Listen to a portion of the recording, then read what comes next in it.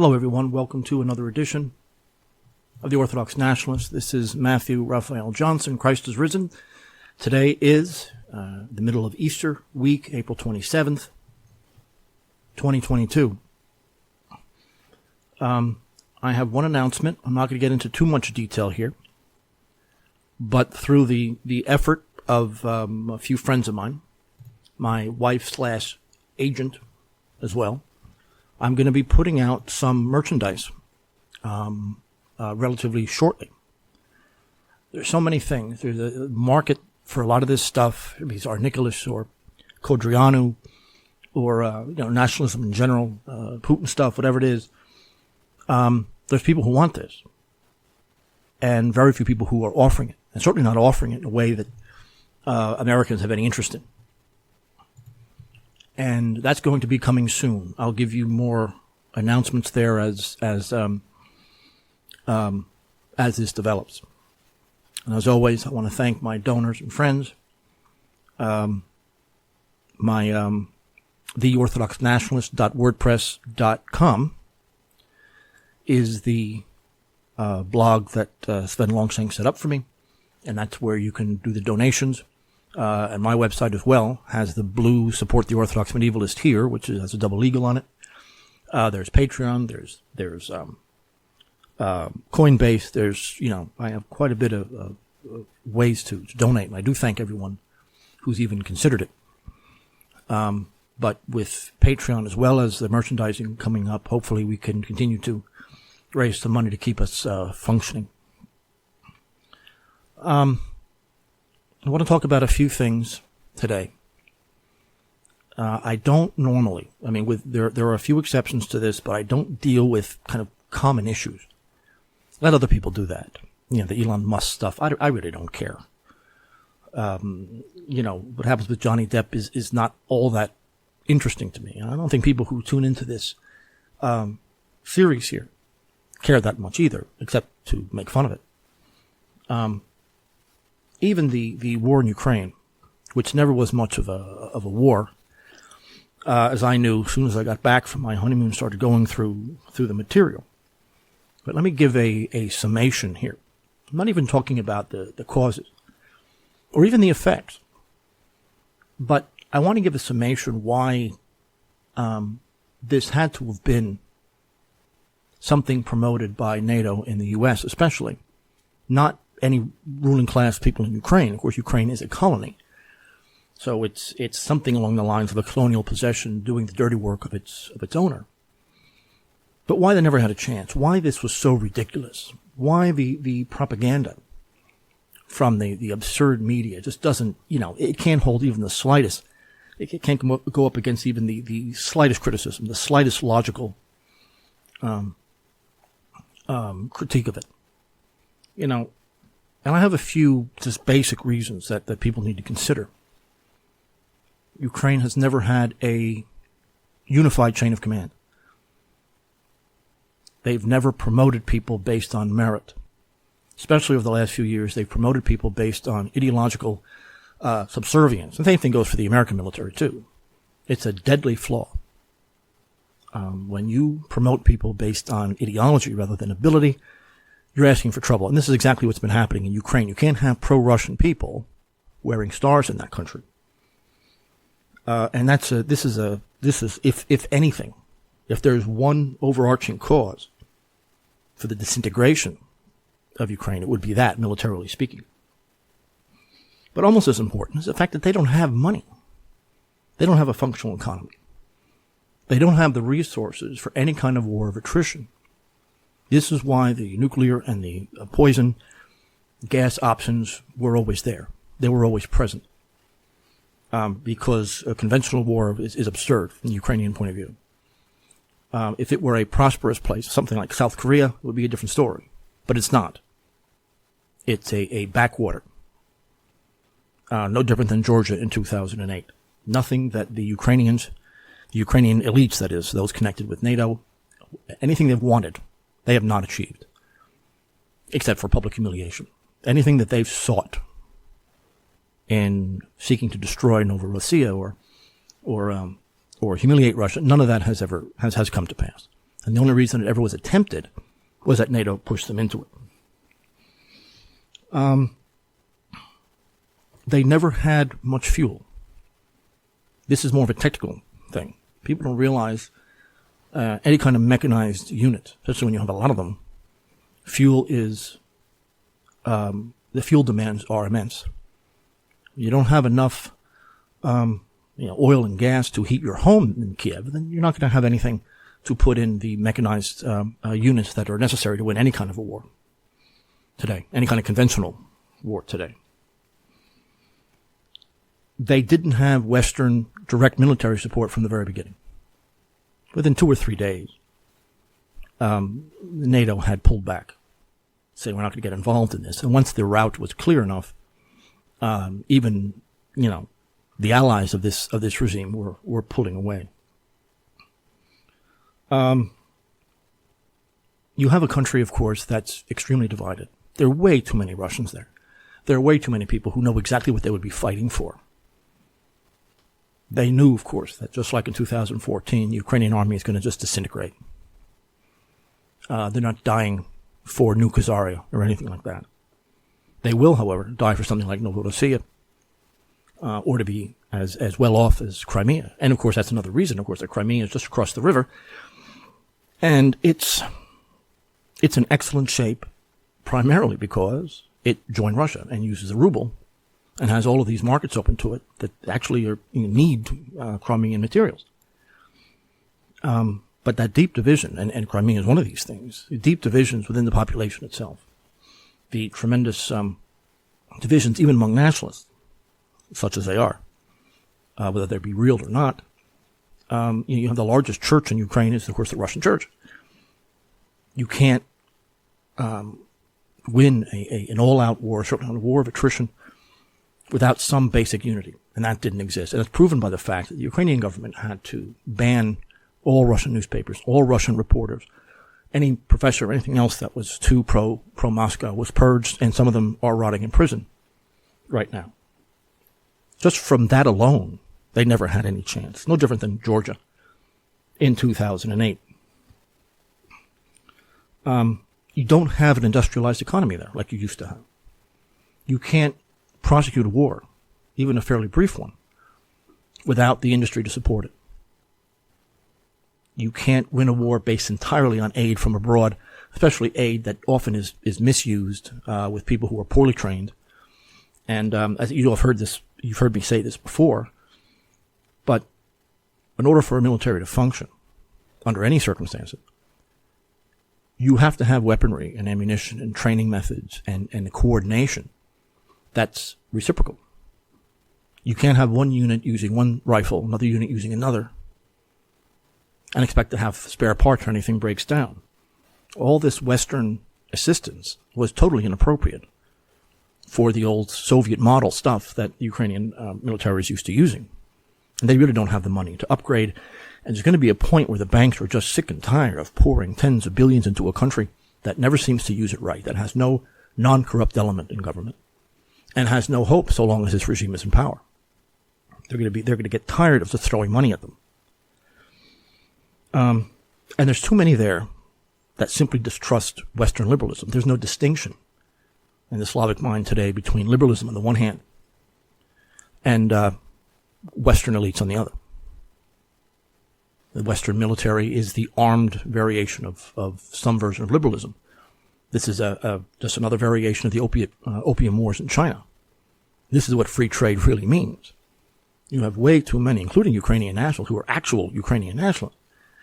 You buy my book with that title, Ukrainian Nationalism, you'll see there's an army of them who want nothing to do with this regime. They know exactly what they're fighting for. They're not going to fight for it.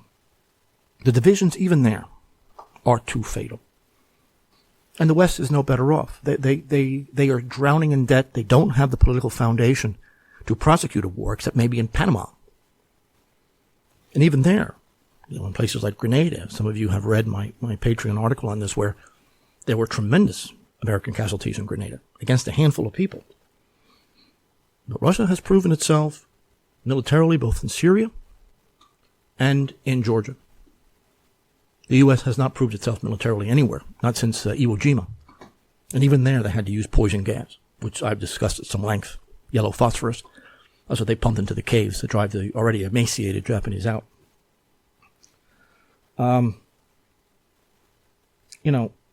The non-commensurability of weaponry and ammunition and spare parts, that also has to go with proper training. These guys got very rapid training on the new stuff that the U.S. and the Germans were bringing in very quickly. And there weren't enough advisors. So you have one unit with some American training, another unit that had zero, and they had no idea how to communicate. They had different foundations. And then when you have a militia-based, you get some of these so-called nationalist militias, these groups that combined in an election get no more than 2% of the vote combined. Clearly they have no, even with Western subsidies, they don't have a foundation. They don't have a support base in the country. Even though, there's legitimate groups that have an excellent agenda. But some of them act on their own. Some of them are integrated within different aspects of the armed forces, including border patrol and everything else. And some do whatever they please. The policy of giving weapons to just anybody early on clearly came from Washington. Didn't make any sense militarily and certainly not diplomatically, because in that case, it means there is no such thing as a civilian. That's why it's such a disastrous policy. Someone gets killed not wearing a uniform, well, we have no idea why this person was killed, despite the fact that Russia has been extremely careful, too careful, in avoiding civilian casualties. As I've said 100 times, they could have wiped the place out in a week.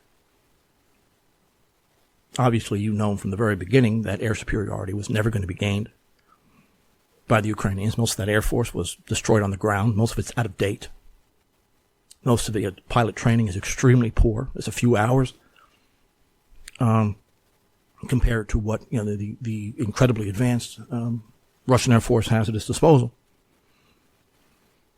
The very fact that you needed this level of media manipulation shows that they simply didn't have a case. You don't ban your opposition if you're in a position of strength. I don't know how many times I've said that. It obviously is from a position of weakness.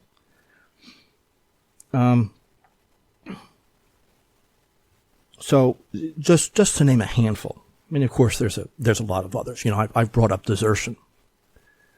I think I'm pretty much the only one, at least in English, that's bringing up desertion as a crisis, both in the American military abroad and the Ukrainian military in this case. Desertion was a huge problem in the war in 2014 against Novorossiya. And this is not being covered. It's not even being covered by the Russian press. I have the feeling when everything is over officially, we're going to go over this and see exactly. It's not considered really a casualty. I suppose it'd be something like missing in action, but there is no desertion rate put in any casualty figures. That's probably a good thing. Again, no one's fighting for this regime. And certainly not the one in Ukraine, was overseeing a fourth world society. So when it comes down to it, those are your basic reasons that this thing was a evil thing from the beginning. That the U.S. continues to pour weapons in, appropriate or not. The idea seems to be to keep this war going as long as possible. Ukraine can't win. It can't win for all the reasons I just said. I'm sure there's 1,000 more. But this whole thing was a sick joke played on Ukraine. It's already a losing population, both in terms of outmigration as well as family policy. Starting in 2004, really in 2004, the so-called Orange Revolution, and then its fruition in 2014. They have power a few hours a day in most places. Hospitals are not operating. They're charging for every little thing because there's no, public schools are charging. They're shutting them down all over the place. This has been going on for a decade now almost. It's a disaster where they simply don't have the resources for their own population, let alone to build these huge naval bases that the West is demanding they do. You realize how ridiculously expensive a navy is, and how absurd if you don't even have fuel supply. There's nothing left now. This is totally the result of the fall of the Soviet Union and Western and Judaic, the Khazar meddling in the creation of New Khazaria near Odessa, which, thank God, now is no longer a possibility either, which is one of the reasons that you have strong Jewish support for the Ukrainian cause, and one of the reasons that the Israeli state, while never supporting Russia, has not been vociferous concerning Ukraine either. And there's a whole bunch of reasons for that. So, otherwise, on Thursdays with Sven, I deal with the economic and diplomatic ramifications of everything. But it's getting to the point now where it's starting to bore me. I've been saying these same things over and over and over again since at least 2004, as far as the Ukrainian economy was concerned. People like Kuchma had a handle on things. These men were far from Yanukovych, but at least they weren't going to be absolutely subservient to foreign capital. There was a time where, and this is unfortunately near the end of Yanukovych's reign, where there was a literal selling of parts of western Ukraine and a few sections of eastern Ukraine to major Western oil firms. Now, what I mean here is not that they were given permission to use land, they were given ownership of it, where Ukrainian laws didn't even apply. I've written about this some years ago. It's one of the things that created this kind of nationalist contempt for him, despite him, doing a lot of positive things. But literally selling, ExxonMobil had full control over the entire country's water system because Ukraine simply doesn't have the resources. It has the resources for nothing that a modern state has to do, let alone to prosecute a war like this. It's and the only one who wins, of course, is the regime. Because if there's one country that doesn't trust Western liberalism, it's Ukrainians. Now, that being said, I want to talk about something that you may find obscure. But that's kind of what I do here. I talk about things that no one else can, no one else wants to, no one else has the ability, and not just an obscure area for its own sake, but to understand why you study this in the first place. And I want to talk in brief here about the gathering of the Russian land and why it's so important today. It's always, these historical lessons are always important. Gathering of the Russian land is a process. If you've read my Third Rome, it's my first book I ever wrote, a little cringy today. I was 29 when I wrote it, something like that. It's one of the most earth-shattering developments in it, actually, not just Russian history, it created today what we know as Russia. And the gathering simply refers to the old appanages, independent cities, independent regions being brought together. They all spoke the same language. They all had the same religion. Therefore, they should have been under one monarch. And it took a very long time to make that happen. And I bring it up, and I brought it up before, because this is how nations are built. An ethnic group doesn't just fall from the sky. An ethnic group develops inner loyalty because of these struggles, depending on whether it be topography or economy or whatever. And why Russia took the form it did, why it took the more or less, compared to what it was, centralized royalist form it did. And I want to talk about someone I don't think I've mentioned in detail before, and that's the Grand Duke Basil III, who died in 1533. When I was in grad school, one of my Russia professors, Anne Klamola, did agree with me. I said, this man is not talked about very much, and yet he is absolutely essential in building what we today know as Russia. And there's a few things going on here. I don't bring this up for no reason. This is how states were built in the same way that Putin rebuilt in 2006, whenever that was, roughly speaking. This is where nations come from. This is where states come from. And Russia was lucky in this respect, and that there was a clear trajectory right up into the 18th century that built an empire, an Orthodox empire, the last Christian empire, out of a mess of warring principality, with the tragedy that they all spoke the same language and all had the same religion. These were the same people. The political biases came from their own self-interest of the oligarchy rather than... And it was from here that I built the notion that historically speaking, any political system has one of two tendencies, and they're incommensurable. That is towards dispersal, which means local strongmen, oligarchy, chaos, destruction, or royalism. And that could be any conception to the common good. Platonism, Hegelianism. This is a monarch, a military government, a government that springs from the ethnic group, not from local self-interest. Republics, as we normally define the term, coming from the banking system of North Italy in the Renaissance, is the former. What a republic is at its root, and you see this in Florence and Venice and, in Renaissance Italy where this stuff really came into its own, is once the monarchy is destroyed, the killing of the king ritual, the sons, and that's a metaphor, sons, the strongmen of the area, want to take the pieces of the country that they think they deserve. Monarchs simply are too powerful. Their political power in their mind is not commensurate with their wealth, what they think their abilities are. Unfortunately, what they realize is that their authority, not their power, but their authority, comes from the monarch.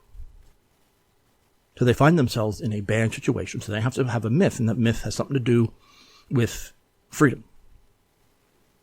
But it's a myth in the sense that people who already rule it possess everything you need to lead a free, rational lifestyle. And most people do not. It's how to pick apart. It's simply a council of wealthy men, which is what republicanism is. And this is something that Daniel Shays, at the beginning of the American, right after the American Revolution, began to realize. This is something that Savonarola realized in the Italian Renaissance. I've talked about him at great length. The opposite, of course, is monarchy in one form or another. I've talked about this, whether it be in Germany, whether in Russia, South Korea, Indonesia. Those are the two very general options that any society has. Basil III, Vasily III, Ivanovich, isn't talked about very much because he is shoved between two incredible rulers, Ivan the Great, or Ivan III, which is why it's Basil Ivanovich, and then his son, Ivan IV, or Ivan the Terrible. Russia was very lucky for one good reason, that you had three rulers who had very long reigns. That's very important, especially prior to their being stable institutions. Basil the Great ruled for decades. Ivan III ruled for more than 40 years. Ivan the Terrible, almost 60. It's absolutely extraordinary, and that provides a certain level of continuity and stability that a relatively new ethnos needs to develop. So we're talking about from the middle of the 15th century to the end of the 16th. Basil lives from 1473 to 1533. So it will be commensurate with the Renaissance in North Italy. And it moves in the exact opposite direction that the republican systems move in. You had republics on Russian soil, especially Novgorod and Pskov. That became very unpopular for the reasons that you could probably figure out. Poland went in the other direction. Poland became an explicit oligarchy. They didn't have a centralized military. Everything was at the noble level. The crown was completely powerless, generally speaking. And any time, even if it was in their interest, any time the crown became too powerful, usually through a victory in war, his own nobles would do everything they can to strip him of any glory, of any benefit from that, including making deals with their own enemies to maintain their positions. That's why oligarchy is so inherently evil. It enshrines the will to power, whether it be explicit or not. That's what they consider freedom to be. Monarchy concerns the common good. This is why, and unfortunately, the process of making certain that oligarchy doesn't develop can be very bloody. Because there is nothing that one of these nobles, one of these independent-minded oligarchs, nothing that they won't do to maintain their property. And they don't care what they have to do. They'll become traitors, they'll become Catholics, they'll become anything in order to maintain their power. Under Ivan III, what we call at the time the Grand Duchy of Moscow, grew tremendously. All of the northwest, the Great Novgorod, Tver, Yaroslav, Vyatka, these huge, fairly well-off areas all became part of what today we call the Russian state. And it began to grow militarily, economically, politically, such that European and Asian powers began to take notice. And because they didn't understand the Russian Orthodox idea coming both from Bulgaria and Byzantium, they saw it as a hostile threat to them. Basil III comes from the Byzantine Empire directly because his mother was the niece of the last emperor of Byzantium. This is why they took the double eagle at this period of time. This is why they rebuilt the Kremlin to imitate, to some extent, the Byzantine state itself, architecturally speaking. And that's where the white stone cathedrals in the Moscow Kremlin developed. To this day, the double eagle is the royal seal of Russia, which, among many, many, many other things, talks about the unity of church and state. Byzantium had fallen. Constantinople had fallen just a few years before Basil III was born. And you can't get any more significant than that. The last sizable Orthodox power, of course, was Russia, and it became the Third Rome, and then when it fell, the Bolshevik Empire, and is now being slowly but surely reborn, there's not going to be a fourth. But even his offspring, Basil's offspring, Ivan IV, Ivan the Terrible, he finally, at great cost to himself, smashed the oligarchy, led by people like Elena Glinskaya and Novgorod, who actually was a slave owner. This is the extreme of Republican systems. And they were willing to join with Poland against their own people. They cared about their position, not about Russia, not about the language or the religion. They would do anything that they could. And if there was any true republic in Russia at the time, it was this state. Ivan the Terrible realized this and finally had to bring that place to heel. It had been brought to heel many times, but that wealth was too much of a temptation. He needed to use sometimes rather extreme physical force to challenge the oligarchy, which means you had men with large, multiple private armies. Again, even there, you didn't have a centralized army. That came a little bit later. Local lords had their own private armies, sometimes navies, and intelligence, and diplomatic corps and everything else. These are countries. But because of those two, it's easy to forget about Basil III, who did much of the legwork here. Now, his rule is the very beginning in the 16th century, 1505 to 1533. Again, another lengthy period of time. You have this 30 years that doesn't get talked about really at all, even by medievalists. Russia grew so steadily because you had these three rulers with lengthy, very stable reigns. They were taken very seriously. They were fairly moral people under the circumstances, of course. They were not necessarily Machiavellian. They had the full support of the church, and for the most part, of the workers in the cities. When Ivan moved into Novgorod, he was met with a very happy population, a very angry oligarchy. No one likes oligarchs. And because of that, they have to tell myths about themselves. Monarchs don't really have to do that. Russia could never have become Russia without Novgorod and Tver, let alone eastern Ukraine. These are very wealthy cities, willing to make alliances with Moscow's enemies wherever they go. Pskov, Smolensk, Ryazan. Russia could never have gathered their ethnic people. These were all Russians. It was only the separatist rulers, the oligarchs, that saw themselves politically as different. And if they had to tell a story, they tell a story to do it. Unfortunately, a lot of that has not come down to us because Peter the Great found all these local histories from the noble families and burned them. So much of the history we don't know. We have to find from other sources. But all these cities were annexed as possessions of the Moscow state under Basil III. All these rulers had a piece of it, but it usually doesn't happen immediately. You're talking about a lot of very wealthy people, and they did it legally. But sometimes They needed violence because they have their private army. This is why the Moscow Kremlin was so important.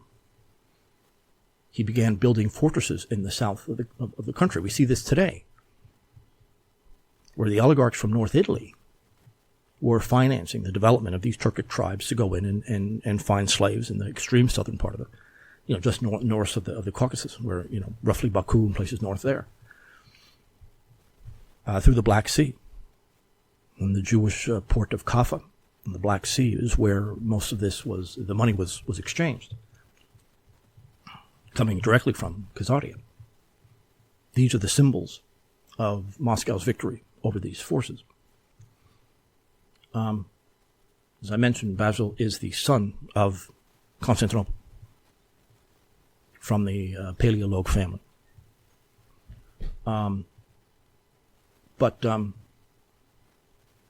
Sophia Paleologos, of course, is her name, married a second time. And that's, again, the niece of the last Byzantine emperor, Constantine XII. 1472, they were wed. And Basil, the ruler here, was the fourth child of this couple. He was literally then a Byzantine by blood and then by culture.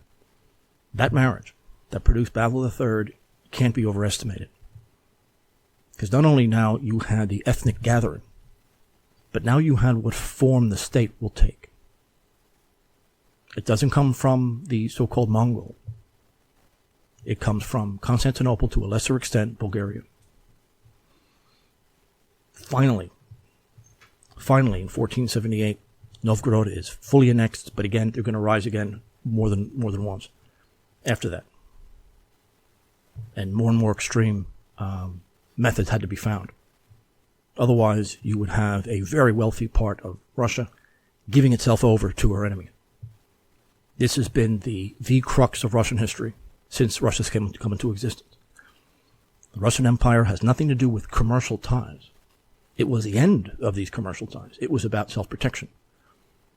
This is why Ukraine is so damn important. This is why Ukraine, that Russians are willing to die for. Without these places, Russia simply isn't Russia.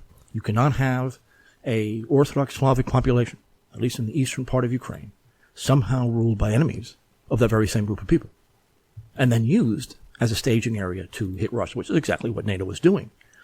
But this goes back that far, this concern. Titles were very important at the time. Ivan was called the Grand Duke of all Russia, and Basil ended up stringing a whole bunch of cities after that. The title was used by the princes before, but not only reflected the new conquests of Ivan, but expressed a claim to all Orthodox Slavic areas.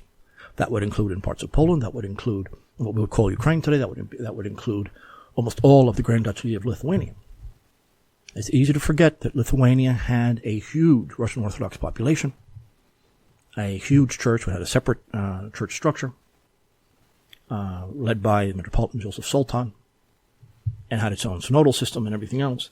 But once the Poles absorbed the area, they began the process of throwing a lot of them out. And so these Lithuanian princes became they're really the core of the Russian nobility. And because they're serving princes, in other words, they served only to the extent that they held their land and peasantry only to the extent that they served the monarch, and that would be either militarily, to a much lesser extent, diplomatically, or at court, as a clerk of some kind. But mostly it was a very dangerous job of defending the giant borders of what is now a huge ethnic conglomerate. Basil III was known for bringing a lot of these Lithuanians, the Russian Lithuanians, to Moscow because they were being thrown out. The state is being built only because the ethnic group is being put together. Ivan III's title reflected the idea that Orthodox Slavs are under his control. Because even there, they're talking about Armageddon. They're talking about the fact that now the last Rome exists, which is why the connection with Constantinople was so important. The Third Rome is a simple matter of historical fact, because Ivan married into that family. And when Sophia came to Moscow, she came with an army of writers and technicians and books and everything else. They built the new Constantinople right there on right there in the Seven Hills. Remember, both Old Rome, Constantinople, and Moscow are situated on Seven Hills. And he's one of the people who created this new what we call serving princes, or serving nobles. Military men with great responsibility, joining the Moscow service, whether they're native or coming from abroad. End of the 15th, beginning of the 16th century. Now, the way it was before, as the country could fall apart at any moment, was the country being divided up into what are called apanages. It's a French term. The way it's used is again, not what it is literally, but what it's used is a piece of a country ruled over by a close relative of the monarch. Prior to Ivan and Basil, they're people from different families. Only later were they overthrown, and then now you had governors that were appointed by the center. The appanage princes were the closest relatives of the Grand Duke, which in and of itself took a long time to pull off. They received certain possessions from either their father or their brother. Then the service princes who had departed from elsewhere, especially Lithuania, and even parts of Poland, parts of what we would call Ukraine today, even farther south than that. You had a mass defection from a lot of these areas because you couldn't be Orthodox within the Polish-Lithuanian Commonwealth, not for very long.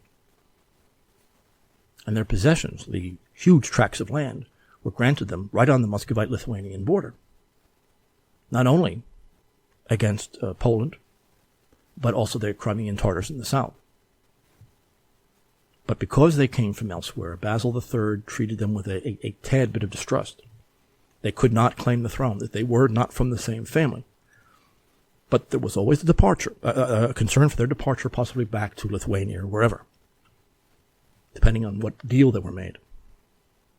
And it happened more than once, where a monarch in Central Europe would offer them a fortune to remove themselves from Russia, which is one of the reasons why these three men, Ivan III, Basil III, and Ivan IV, had to take such drastic action when they did and move quickly, which only a monarch can do. These are serious threats that if enough of them did it at the same time, they could wipe Russia off the map. Because militarily and politically speaking, these service nobles were essential, critical, economically as well as politically and diplomatically. One example is another Basil, Prince Basil Ivanovich Semyonov of Novgorod-Tversky in 1523, who, again, was one of these defectors, summoned to Moscow and eventually thrown in prison. Why? He was a very talented general. He died in prison a year later. But these are the things that have to happen. 1509, peace was finally realized between Russia and Poland, under Sigmund I. People like Semyonov were stipulated under the treaty to come into the Russian service without any retaliation from his former employers, because Poland and Lithuania began these pogroms against the Orthodox population. You cannot have a country that divided. Lithuania had to purge itself either of its Catholics or its Orthodox to be able to function as a country. So, because of the wealth of Poland, it became the Orthodox who then went to Russia. There were other princes of this line. The Prince of Starodub, for example, said that this Semyonov was in contact with Lithuania. He was a very talented general. He couldn't afford to lose him very quickly. And so an investigation was done, and for the most part, thanks to the Metropolitan Daniel, there was evidence that he was thinking of leaving, despite the fact that he was very talented. He participated in the latest Russo-Lithuanian War, waging a campaign against Kiev, of course, in 1513, which was under Polish control. And then at the same time, he and a few others had to fight the Tartars, Mohammed Giri, Starodub, capturing several Crimean princes, by the way, in the process. And he did this more than once, not feeling that he was rewarded well enough. There was more whispers against him.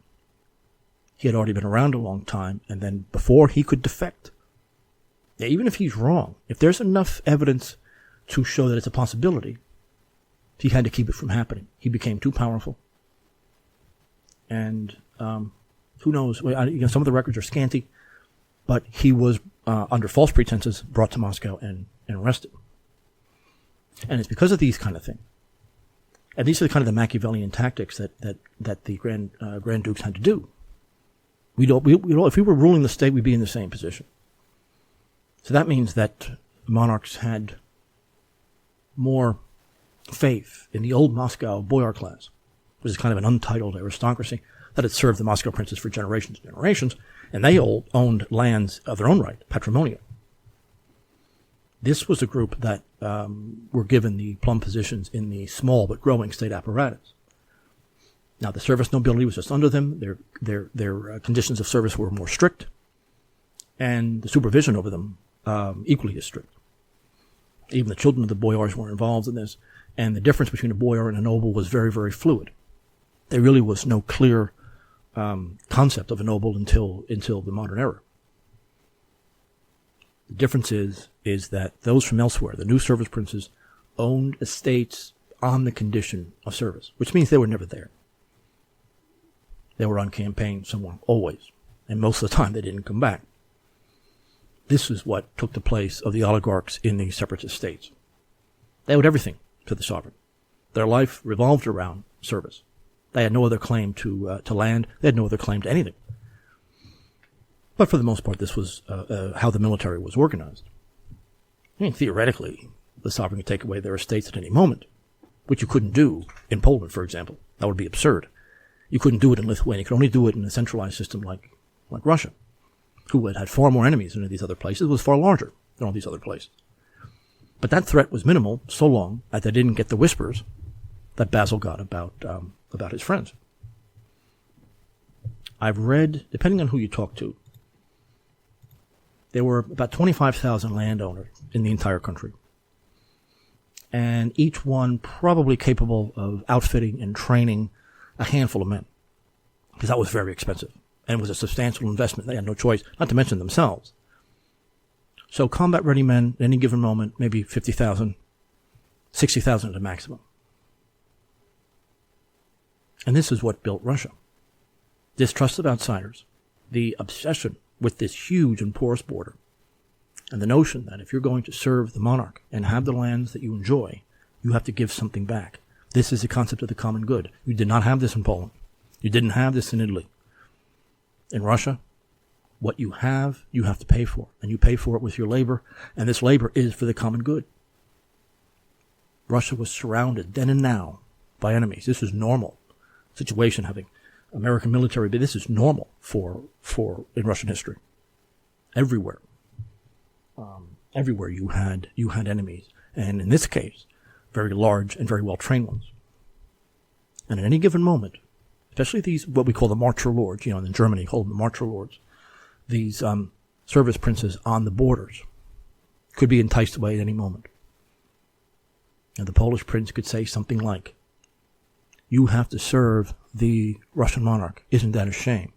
I'll grant you twice as much land, and you don't have to serve anybody. Train a few men, and that's all I want you to do. You'll have full patrimonial claim to your land." It's really tough for some of these people to resist. The difference is between the mentality of egocentrism and the mentality of the common good, one of the two. And when you're offered something like that, you have a choice to make. There is no middle ground. You didn't have that many large cities in Russia at the time. And the population, irritatingly, was distributed very unevenly. Of course, Moscow was the largest city. As best we could figure, there's roughly 100,000 people that were permanently a part of the city life. Novgorod was second, maybe 25,000, 30,000. That really went up and down depending on the political situation. The center of any city, again, this is a classic Russian idea, the center of any city was a fortress for defense. This is the origin of the Russian city. Then, surrounding it, you had the commercial, the labor, the handicraft segment of the city, the posad, located around it. Of course, townsmen were posadniks, among other things. But even large towns in Russia had a rural core. This is what people don't understand. Cities were filled with fields and vegetable gardens. They functioned like peasants The fact that they were within city walls didn't change that fact. Vegetable gardens, meadows, fields for grazing cattle in certain places. And the townsmen themselves, the Sodniks, were organized in guilds, specializing in whatever form of production they were involved in. And all of these, of course, had to get their license from the governor, who was appointed by the Grand Duke of Moscow. And this was done at a time of incredible stress, with a state apparatus in Moscow that was pretty tiny. As you all know, any of you who've read My Third Rome, the bulk of the population, like all over the world, was the peasantry. Let's make something clear. In My Third Rome, one of my favorites that I still cite today is a section on serfdom. Don't allow the Mensheviks and the regime to tell you what serfdom was, especially back then. No one was owned. That was ridiculous. They served the owner of the land in exchange for the land that they worked on. It was no different than the noble himself. The lord himself had to serve as well, or he loses it. Same thing for the peasant. Peasants were organized in huge communes, which are as old as Russia is. It wasn't, one peasant family against the lord, who was never there anyway. So the entire land area was self-governed.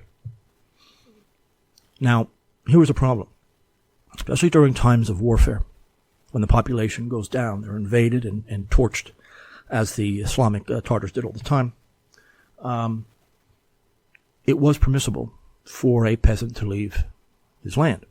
It was rarely done, but the Judicial Code of 1479, you had an opportunity to sign a new contract if you took care of all your obligations with the old one. And it was done at the end of the year, roughly St. George's Day. It's in November. All debts had to be paid, and no outstanding dues were allowed. The problem was that served large landowners, because they could make very sweet deals that small landowners couldn't. And this is why there were regulations placed on peasant movement. Peasants care about ownership of land and keeping the bulk of what they make. That's all they care about.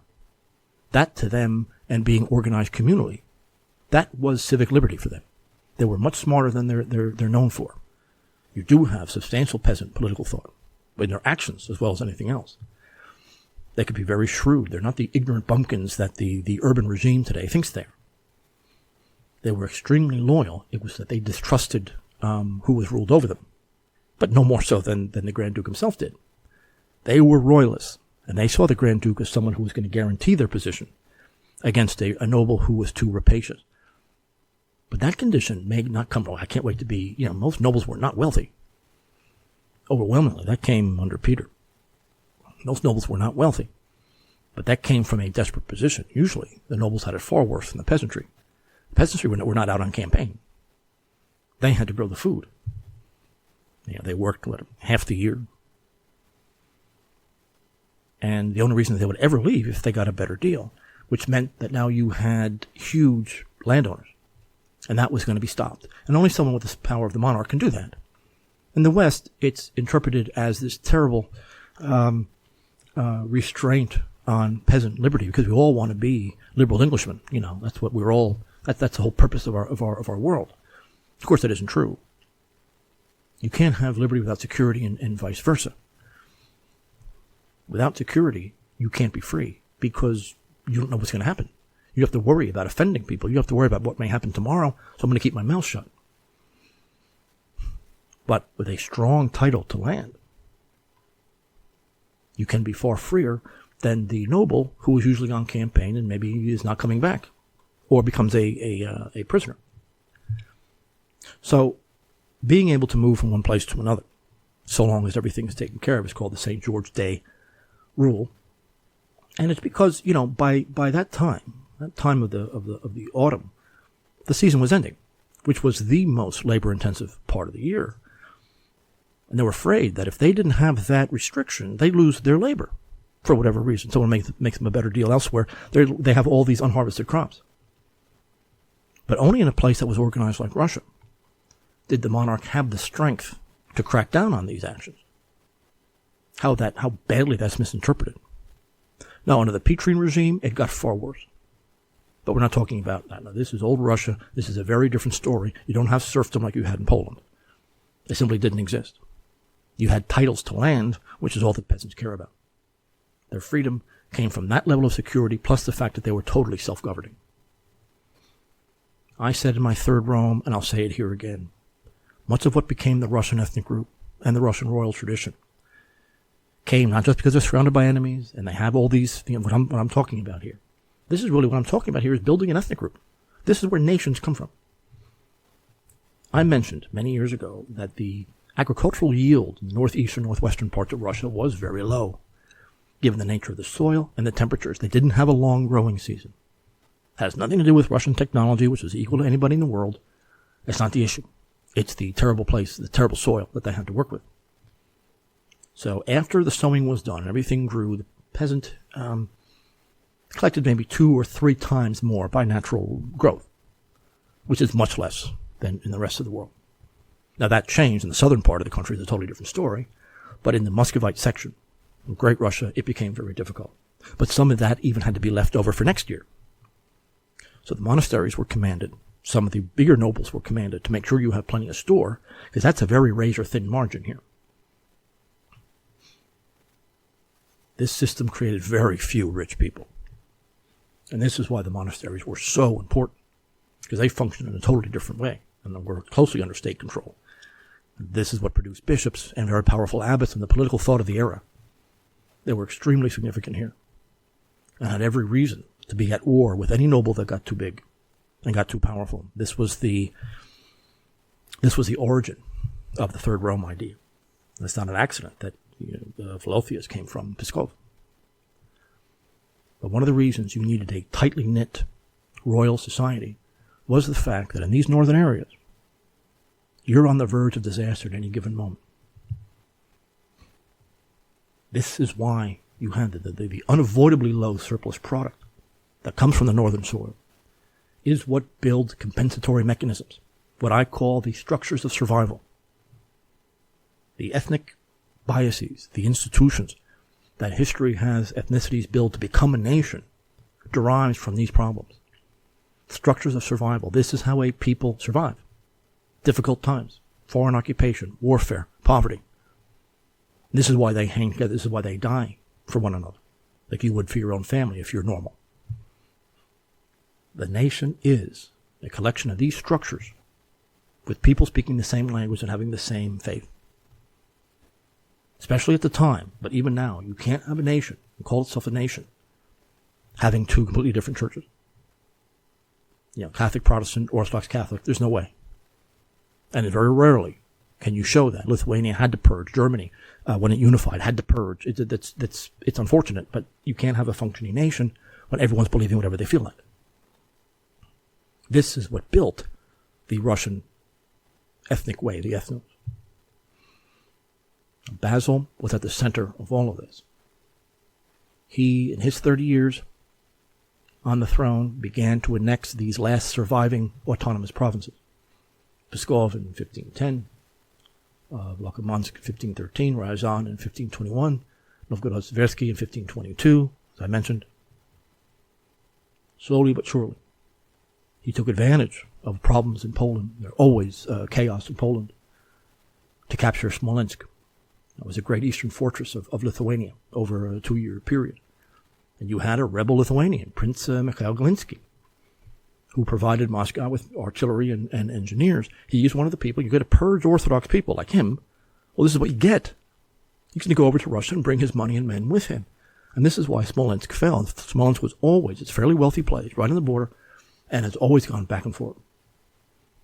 But the loss of Smolensk was an important injury that the Poland-Lithuanian Commonwealth had to suffer over the course of the Russo-Lithuanian Wars, one of the reasons that they came into existence. And it was only, in Poland you had rapacious oligarchs and a fairly weak monarchy. This is why the Polish situation was always so untenable and always so difficult. And taking advantage of that, Basil was able to take this very significant city and surrendered in 1522. Then, of course, you had the Khanates in the south, the Tartar regions. This was a come from the collapse of the Great Horde. Now, you know my position on the Mongol hordes. Mongol does not refer to an ethnic group at all, in my opinion. But the entire 15th century in the southern part of the country became a time of tremendous crisis for the horde. Things were changing radically, given Moscow's centralization. They began to fall to pieces. The Khanates of the Crimean, the Kazan, Astrakhan broke off. This is what could have happened to Russia had they not had monarchs like this, had they had not a monarchy at all. And the once powerful state fell to pieces. In 1521, Basil received an emissary from the Iranian Empire, the Safavid Empire, set by Shah Ismail I, who wanted to create a Russo-Persian alliance against the Ottoman Empire. And this is part of the reason why Basil was equally successful against the Crimean Khanate too. Yeah, in 1519 he had to buy off the Crimean Khan because he had penetrated all the way to the walls of the Kremlin, Mohammad Gareg. But it didn't last long. He established tremendous Russian influence on the Volga and the tremendous trading potential that at one time was the lifeblood of the Khazar, or the Khazar Khanate, or the Khazar Empire. And it was because the Khazari was based on oligarchy too, and that tremendous ethnic divisions that they had eventually fell to pieces. And that was prior to the consolidation of Moscow. But things were falling apart with Russia's enemies precisely because of these long reigns of these very talented monarchs. These monarchs were trained from birth to the royal arts, everything from languages to diplomacy to theology. These were not ignorant men. And they knew talent when they saw it. Still, the horde Khans, what was left of that former large state, still tried to interfere. But they were going into steep decline. Ultimately, it was Ivan III who stopped paying tribute to anybody. This was a declaration of independence. And what was left of the horde faced off with Ivan in 1480, and they just went home. They were not going to fight each other. They didn't have the confidence to fight what was becoming a tightly centralized Muscovite state. The Basil III, of course, being the heart and soul of this at the time. It's easy to avoid him, but we're not going to do that. This is how states are formed. This is how ethnic groups are formed. They're of ancient origin. There has to be that spark, though. And, of course, in one of the sparks was the church. This so-called feudal opposition to the crown was condemned by every churchman with a handful of exceptions.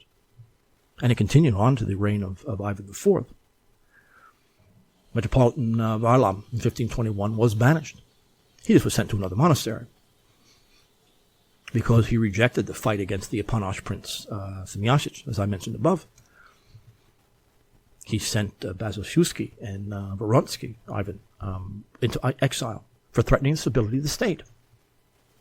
This is an extremely delicate time where private armies are everywhere. You cannot risk subversion.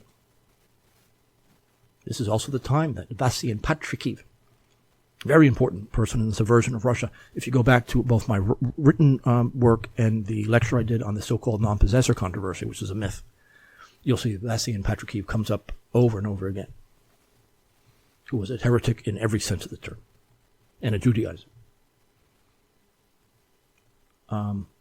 And sometimes you had churchmen who didn't fully understand this. And he just, he just went to a monastery in the north. He was not harmed in any way. But he cannot have this. The church was a mainstay of the crown. And the crown, of course, was a protector of the church. The state produced the form of the law, and the church produced the content of the law. When Ivan III died, he had a will. And that will stated that the lands of the crown are solely under the control of the Grand Duke, but he did have brothers, and their estates were fairly large. But certain things, like the Volodsk inheritance, was liquidated in 1513.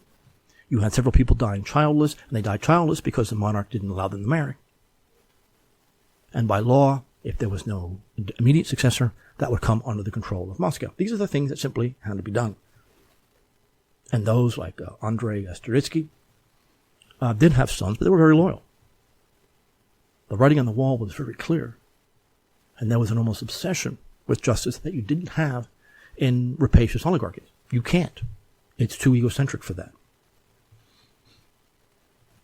Now, I know I'm coming to the end of my hour here.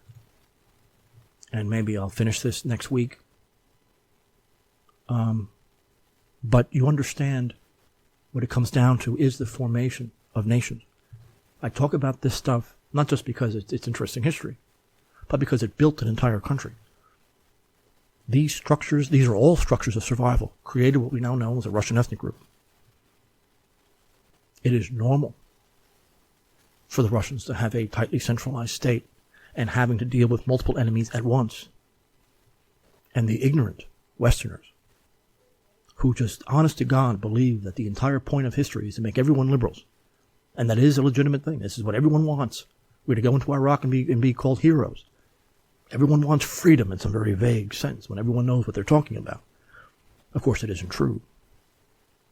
This is why the U.S. was driven out of Somalia, why they were driven out of Afghanistan, why they're humiliated in Iraq and elsewhere. And now, of course, their colony in Ukraine, unfortunately, has been humiliated for all the reasons I've mentioned. This is why history is so important to making any kind of intelligent decision in this respect. And without this specialized knowledge, it's really tough to understand what's happening. All you have is a few slogans from newspapers. We'll continue talking about Moscow next week, in the building of the ethnic group, among many other things. Thank you, everyone, for listening. I'll talk to you next time, and Christ is risen indeed. Bye-bye.